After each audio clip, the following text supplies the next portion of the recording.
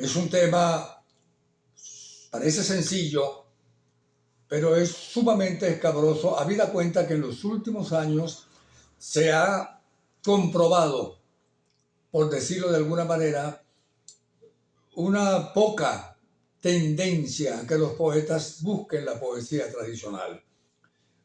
Porque algunos argumentan que la poesía tradicional ya desde el grupo Viernes viene siendo abolida, porque había que darle oportunidad, chance justamente a otras manifestaciones de la poesía, del espíritu.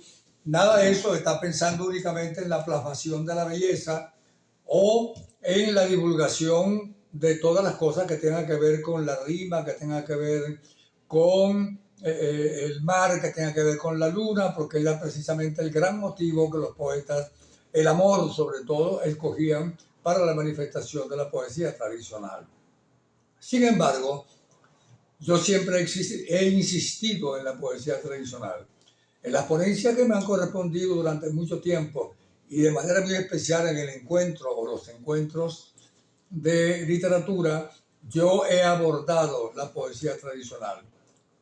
No para que me hagan caso, porque realmente la idea no es que me hagan caso ni que lo tomen en cuenta, sencillamente porque primero fueron justamente los grandes poetas que se inspiraban en las grandes batallas, en las grandes gestas, en la poesía épica, por decirte, de la época griega y la época romana, la poesía olímpica, Safo de Lesbo, Anacreonte, Aristóteles, Platón, todos los grandes escritores y filósofos escribieron poesía y escribían precisamente sobre la mitología griega.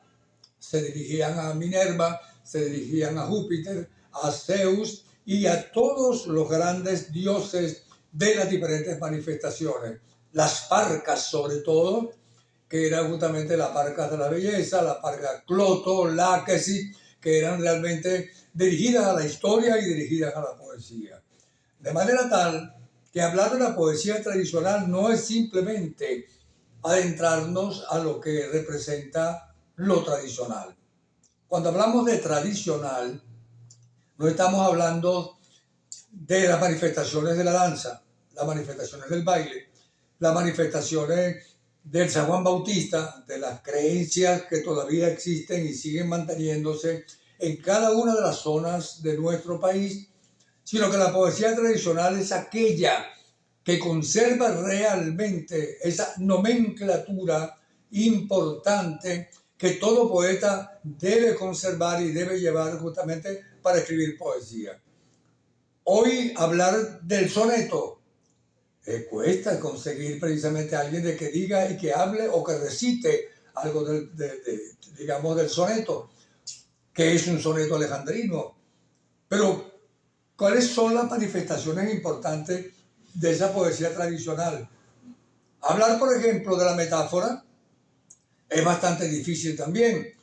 Y la metáfora, como la metonimia, como la sinécdoque, como el hipérbaton, como el tropo propiamente dicho, son cosas sumamente no difíciles de volver a tratar, pero muy poco se está escribiendo. Y ahí está el desconocimiento realmente que una gran cantidad de poetas, una gran cantidad de escritores están escribiendo y siguen escribiendo, porque a veces cuando tú dices, es que aquí, en esta parte, me gusta mucho porque abordas una metáfora sumamente importante.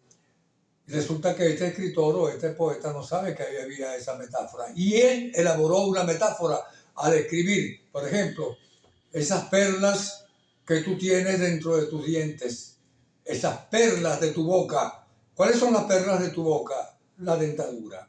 ¿Por qué? Porque está justamente manifestada, está conectada con el color blanco de los dientes.